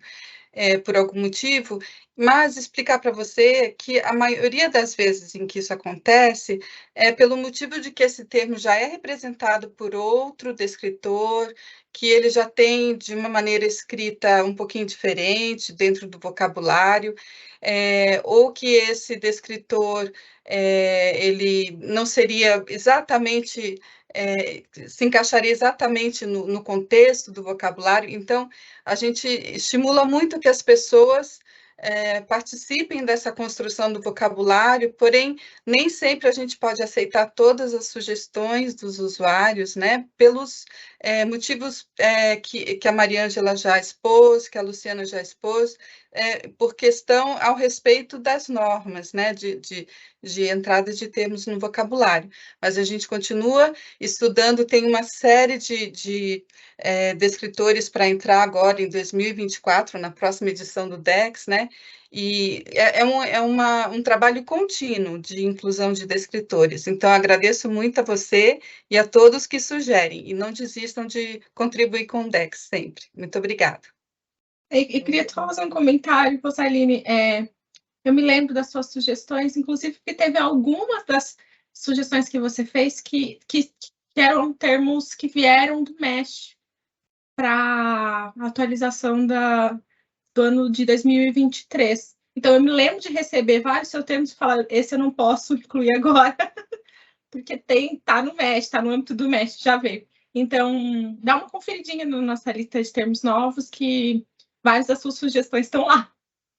Certo. E agradeço sempre, porque mesmo que o termo tenha sido incluído pelo MESH, a gente aproveita sugestões para a inclusão de sinônimos, que muitos dos termos que a gente tem como sinônimos são sugestões de usuários. Muito obrigada. Obrigada também. Eu só queria sinalizar, porque assim, quando a gente recebe o retorno, mesmo que negativo, melhora, a gente aprende com isso e melhora a qualidade das sugestões. Então, acho que se for possível receber um retorno negativo, mesmo que negativo, acho que é importante. Tá ótimo. Isso é uma boa conduta que a gente pode passar a adotar, sim. Muito obrigada por essa sugestão também. Muito obrigada.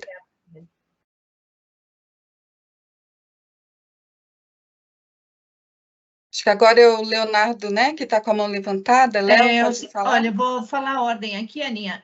O Leonardo já está com o microfone aberto, a Juliana e depois a Sandra.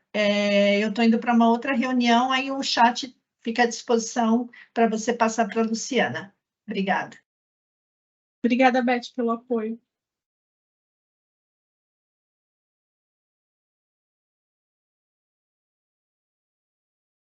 Então, Leonardo, fica à vontade, pode fazer seu comentário. Só ligar o seu microfone. Ou se você preferir colocar pelo chat também.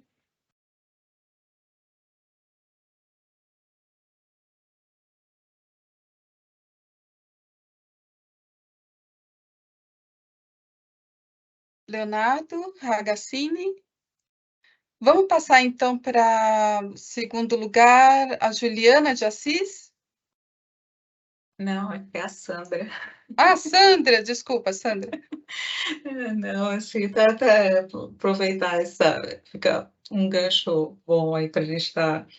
Um comentário que eu queria fazer, né, dessa colocação da Rosaline. Então, como eu comentei no início, a gente está num processo de melhoria contínua de nossos processos. E assim, eu acho que realmente, essa transparência, esse trabalho em conjunto, vamos ver alguma forma de endereçar melhor, muito bacana esse retorno, e vamos construir aí um caminho mais de duas vias aí para continuar evoluindo. Basicamente, eu queria complementar essa questão. Obrigada. Boa tarde. Você está me ouvindo agora? Estamos, Léo, obrigada. Tive um probleminha aqui, então, boa tarde. Hoje, lá fora do Brasil já tem sido um pouco mais comentado, mas hoje no Brasil começa a se discutir, por exemplo, a questão de classificação social, catalogação social, né, na área de biblioteconomia, o que afeta também a parte de indexação, né? Hoje deixou de ser apenas um aspecto técnico, muitas vezes, né, de discutir o vocabulário, localização, e começar a focar mais em questão de pessoas, grupos específicos, né? A professora também aborda essa questão, às vezes, de preconceito, ou causar, né, não ter um termo específico para determinados grupos sociais, né? E hoje isso se torna uma discussão maior. Então, eu queria saber, assim, o que a professora acha desse movimento que está surgindo, né, assim, de pensar em indexação em grupos, né? Então, se eu vou criar termos para uma determinada população, por exemplo, população LGBTQIA+, né, hoje em dia. Então, eu tenho que trazer essas pessoas desse grupo para também discutir os termos, discutir as notas, né? Isso se torna muito como, por exemplo, quando teve questões, por exemplo, pessoas trans, né, essas questões de gênero também, que vem para a área de indexação, então como é que eu vou recuperar, como é que eu vou representar isso, que termos eu vou usar. Então, eu queria saber o que a professora acha dessa nova ideia que tem também, né, sair um pouco só da parte técnica de vocabulário e trazer essa linguagem mais viva para a indexação, né. Tirar um pouco lá do técnico e trazer as pessoas e grupos específicos para discutir, né, a criação dessas palavras-chave e evitar preconceitos que possam existir, né, com relação a isso. Leonardo, em primeiro lugar, a pesquisa vai na direção de que nós temos que ser mais favoráveis à inclusão de termos novos e por grupos especializados é importante, porque cada domínio tem sua própria terminologia, né? E tem, dentro dessa terminologia, variações terminológicas de toda a ordem, né? Então, como nós vamos aprender sobre isso? Se não pelo conhecimento de grupos que trabalham em conjunto e que trocam informações em conjunto, né?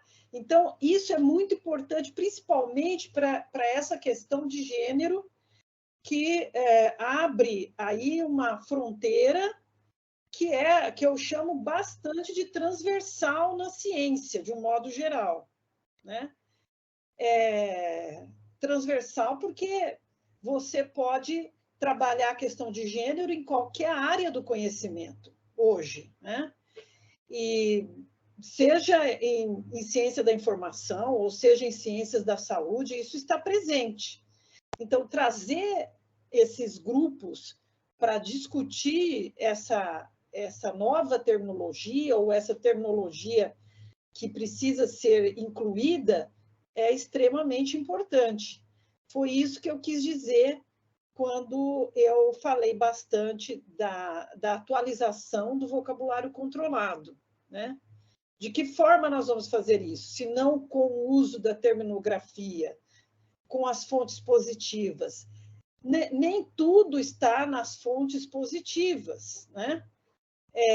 Então, é preciso usar o estudo terminográfico para incluir os termos novos, os termos que são termos transversais em todas as áreas, com certeza.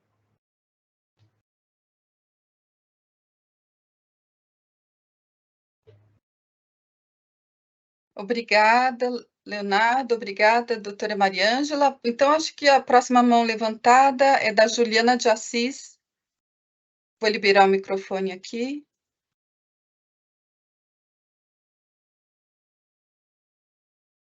Pode falar, Juliana. Boa tarde a todos. Boa tarde. Primeiramente, eu quero cumprimentar a equipe gestora do DEX, parabenizar por esse trabalho excelente de fôlego. É um sistema de organização do conhecimento modelo para nós. Eu sou professora da UFRJ atualmente, utilizo bastante, é uma das linguagens que eu utilizo em aulas práticas. Quero também cumprimentar a professora Mariângela Fujita, mandar um abraço para ela, parabenizar pela palestra. E a minha pergunta é para a equipe gestora. Assim, a gente está aí completando 12 anos desde o lançamento da última norma, né, da ISO 25964. E aí eu queria saber da equipe gestora quais foram os principais benefícios e desafios que vocês observaram na gestão do DEX após o lançamento da norma. Muito obrigada, viu? Obrigada, Juliana, pela pergunta. Realmente é uma norma que apresenta muitos desafios. É uma norma que ela é também muito conceitual, né? Ela é uma norma que tem um conteúdo muito explicativo sobre os seus elementos, mas ela apresenta um grande avanço, mesmo com relação à ANSI anterior e sua revisão de 2005. Eu considero que, com relação ao DEX, nós temos um principal desafio, que é com relação ao fato de ser um tesauro que é filho de um outro, né? Então, o fato do DEX ser filho do MESH já nos impõe ali algumas condições de antemão para adaptação para essa nova norma. Um outro desafio que nós temos também que enfrentar é por conta de que nós temos 5 idiomas hoje no nosso sistema de gestão. Então, qualquer instrumento que a gente vá tentar melhorar, completar, adaptar, precisa levar em consideração que ele tem que gerir 5 idiomas, no mínimo, né? Então, realmente, são muitos desafios, mas, graças a Deus, nós temos uma equipe muito capacitada, não apenas a equipe do DEX, mas também a equipe técnica, a equipe de desenvolvimentos tecnológicos por trás, para nos ajudar com isso. Mas, hoje, ainda, o DEX não atende plenamente as diretrizes da norma ISO de 2013. Nós temos feito estudos e esperamos conseguir avançar nessas questões, principalmente com relação à padronização de metadados, à padronização de relacionamentos, o nosso desafio atual.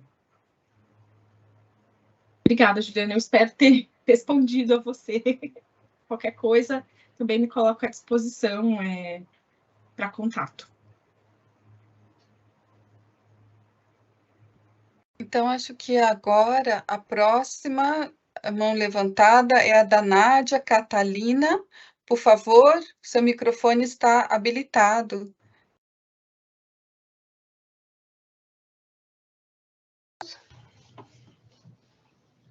Vocês me estão ouvindo? Sim.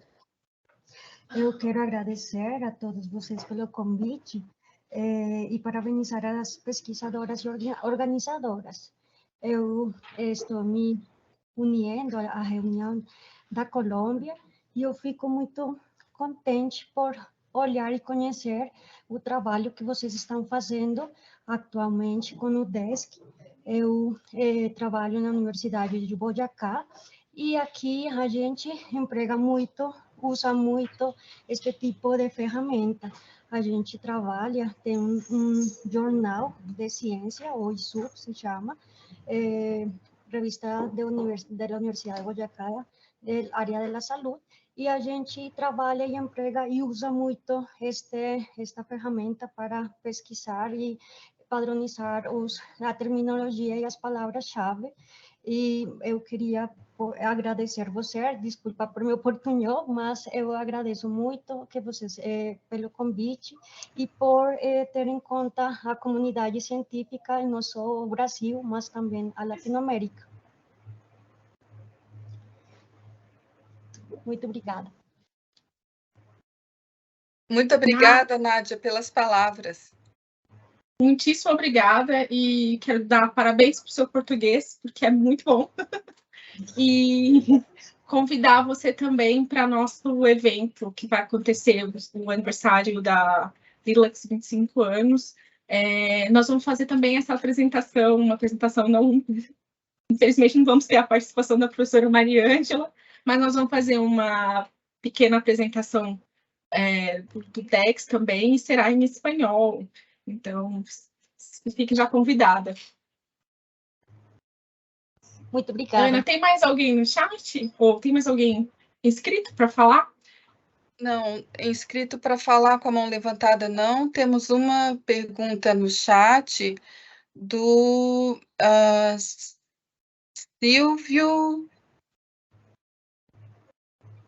Silvio César, do Rio de Janeiro.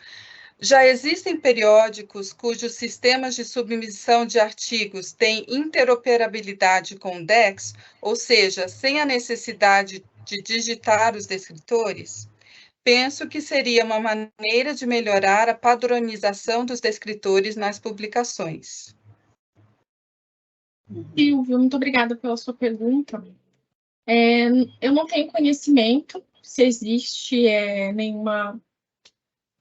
nenhum periódico no momento atuando. Nós soubemos de, no passado, algumas iniciativas para fazer integração, inclusive com o DEX Finder, mas não posso te dizer agora com certeza se isso foi aplicado.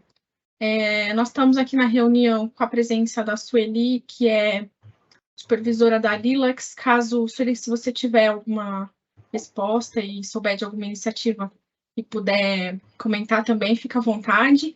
Mas, Silvia, eu concordo muito com você. Eu acredito que se esses metadados já fossem disponibilizados aos autores no momento da submissão, nós atenderíamos, inclusive, ao que a professora Mariângela colocou na sua exposição, né, de melhorando o povoamento do sistema na autossubmissão, né? No momento em que a gente preenche os metadados de submissão de um artigo, se a gente pudesse já apontar com vocabulário controlado e integrado, eu penso que isso facilitaria muito ao autor, inclusive, e com certeza facilita lá na frente no momento da recuperação, no momento de que essas bases sejam, essas revistas, né, os artigos produzidos e publicados por essas revistas sejam incluídos em bases de dados, né?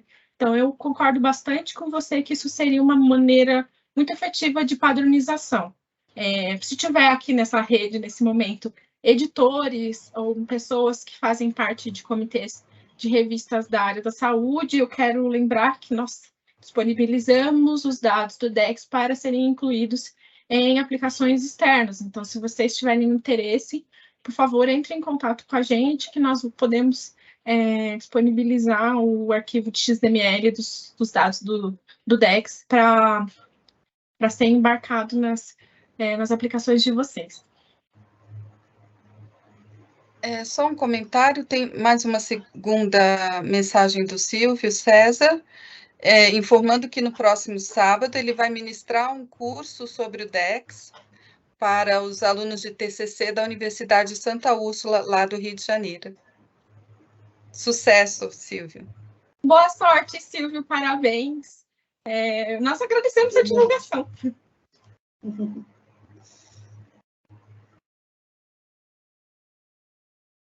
Sueli, você quer falar mais alguma? Eu só queria tentar responder um pouquinho para o Silvio. Nós não temos conhecimento de uso do serviço do DEX em sistemas de gestão de periódicos, né? Um OJS, assim, diretamente, tá? Então, esse tipo de uso nós não temos conhecimento. O que nós sabemos é que, sim, o serviço do DEX é utilizado para sistemas de gestão de catálogos de biblioteca, por exemplo, acervos de biblioteca. Então, por exemplo, eu sei que o Sofia e o The Space são sistemas que já estão habilitados, mas tem que ter tem que baixar, né, o vocabulário, não baixar o vocabulário, é utilizar o serviço, chamar o serviço diretamente do sistema, tá bom? Não sei se acho que eu não fui claro o suficiente, mas é possível, e normalmente o conhecimento que eu tenho é para sistema de gestão de bibliotecas, então é utilizado na indexação, e não na definição de palavras-chave, que eu entendo que seria no uso dentro dos sistemas de periódicos, tá bom? É isso, obrigada. E posso aproveitar também e falar que nós vamos falar sobre o DEX 2023 na primeira sessão sobre indexação, que vai ser no dia 27. Eu coloquei lá aqui no chat a data, né, e o link, e que a Luciana também vai fazer uma apresentação sobre o DEX 2023, estão todos convidados a participar. Só que aí a gente faz um pouco mais aprofundado. Isso. E aí a gente vai fazer um pouco mais aprofundado com foco em indexação, tá bom? Obrigada. Obrigada, Sueli. Obrigada, Sueli. Acho que terminaram as perguntas, né? Daí, quer dizer, Sandra, hoje, né? Tem mais uma perguntando se tem algum link para a comemoração do Mauro Ricardo Rodrigues. Tá. Bom, o que a gente vai, na sequência, né? A gente vai publicar esse evento, nós vamos publicar no YouTube e vamos divulgar para as pessoas, né, que participaram, que queiram assistir ou compartilhar. Aproveitar mais um pouco da aula, né, da professora Mariângela, acho que foi excelente. Então, depois a gente vai estar compartilhando essas informações, tá? Eu acho que, gente, a gente já ocupou bastante do tempo aí. Oi, tem mais alguma coisa? Eu abri a câmera, permiti, né, que todos abram a câmera, se quiser, para tirar uma foto. Bem lembrado, Beth. Acho que é uma coisa bacana aí para a gente registrar. Por favor, se puderem abrir a câmera. Eu acho que Lu, eu acho que você está compartilhando alguma coisa. Parar de compartilhar, porque aí abre total. Isso. Que legal. Muito legal. Pronto? Um sorriso para a foto e vamos tirar uma foto.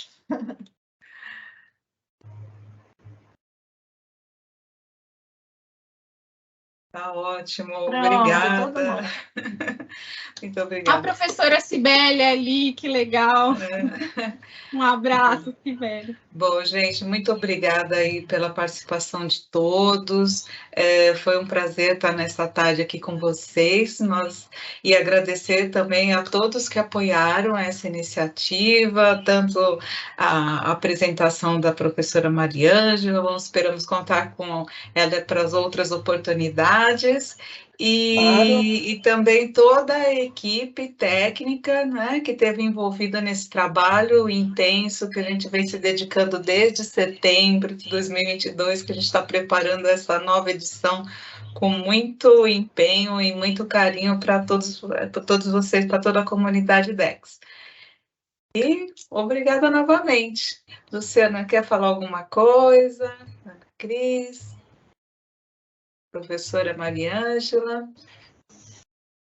Eu agradeço imensamente a oportunidade de estar aqui com vocês, me senti muito acolhida, e a gente faz um trabalho solitário, mas depois a gente vê o quanto isso é importante, né, para a socialização dos profissionais, o uso, embora a gente não tenha essa proximidade com vocês tão grande, mas só pelo fato da Luciana estar aí com vocês, eu acho que é um pouco de nós e de mim aí presente. Eu fico muito, muito satisfeita, viu? Parabéns para vocês pelo novo DEX aí, pela atualização do DEX. Isso é significativo demais para todos nós, viu? Parabéns. Muito obrigada, professora. Eu também só quero dizer obrigada, agradeço muito a equipe da BIREME, não só a nossa equipe do DEX, a Sandra, a Ana Cristina, mas também a toda a equipe que colabora com a gente, então, a Sueli, da parte da indexação, aos indexadores, a nossa equipe de TI, de desenvolvimentos tecnológicos, não vou falar o nome deles, que é para não esquecer de ninguém, mas muito obrigada a todos vocês. E obrigada também ao pessoal da BVS, da Lilacs e do setor de comunicação, que colaboraram muito na divulgação desse evento. Muito obrigada. Tá bom, gente, muito obrigada novamente. Foi um prazer, espero encontrá-los em outras oportunidades. Obrigada. Tchau, tchau. Tchau.